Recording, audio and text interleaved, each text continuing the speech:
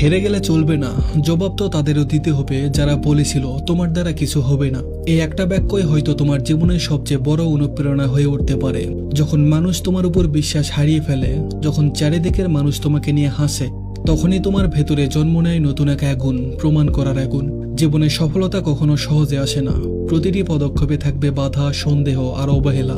কিন্তু মনে রেখো, যতক্ষণ তুমি হাল না ছাড়ছো ততক্ষণ তুমি হারছো না। পৃথিবীর সব সফল মানুষ একসময় শুনেছিল তোর দ্বারা কিছু হবে না, কিন্তু তারা থেমে যায়নি, বরং সেই কথাগুলোকেই বানিয়েছে তাদের জয়ের অনুপ্রেরণা। তুমি যখন পরিশ্রম করো তখন পৃথিবী হয়তো তা দেখে না, কিন্তু একদিন তোমার অর্জন এমনভাবে আলো ছড়াবে যে যারা একসময় তোমাকে অবমূল্যায়ন করেছিল তারাই তোমার প্রশংসা করবে।